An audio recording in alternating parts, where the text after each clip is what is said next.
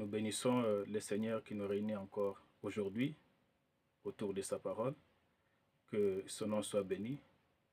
Alors, sans plus tarder, nous lisons dans 1 Jean, chapitre 5, versets 14 à 15.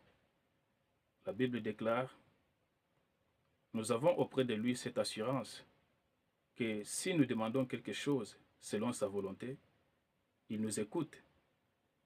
Et si nous savons qu'il nous écoute, quelque chose que nous demandions, nous savons que nous possédons la chose que nous lui avons demandée.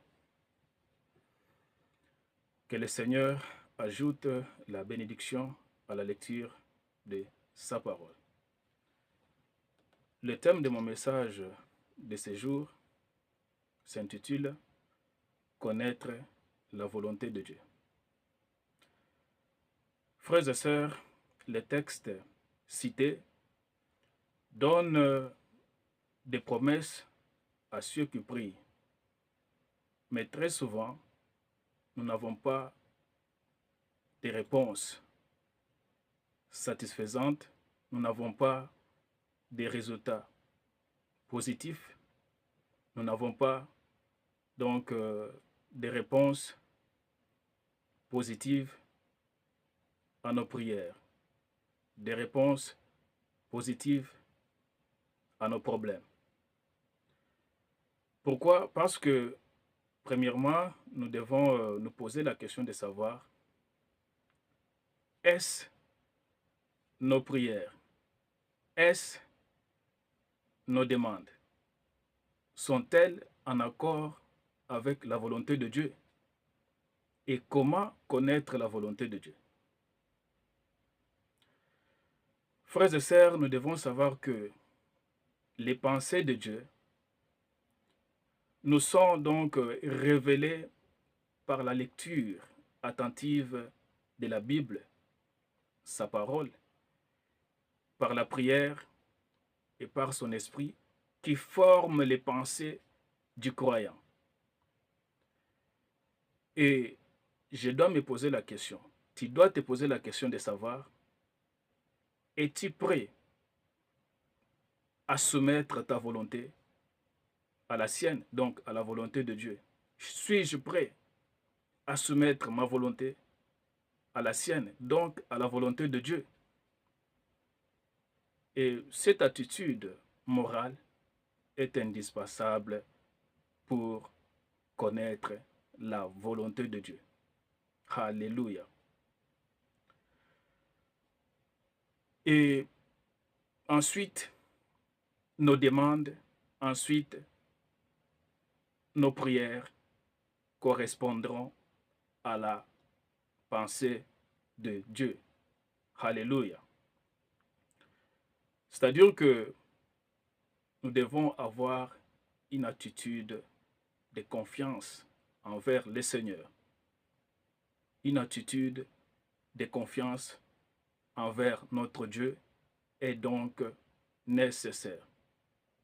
Plus nous connaîtrons notre Dieu par sa parole, mieux nous discernerons sa volonté. Plus notre volonté se soumettra à la sienne, c'est-à-dire à la volonté de Dieu, plus nous serons errés de ses réponses à nos problèmes, de ses réponses à nos préoccupations, de ses réponses à nos soucis, de ses réponses à nos requêtes, de ses réponses à nos demandes. Alléluia. Est-ce que nous sommes ensemble? Vous savez, frères et sœurs, très souvent, nous demandons au Seigneur de faire aboutir nos projets dans le sens que nous avons prévu, c'est-à-dire selon notre volonté, selon notre souhait, au lieu de lui remettre les choses avec simplicité et confiance, au lieu de faire les choses selon sa volonté. Nous voulons faire des choses selon notre propre volonté. Et si nous nous rappelons bien la prière que Jésus-Christ a enseignée à ses disciples, contient ces mots. que ta volonté soit faite. Que ta volonté soit faite.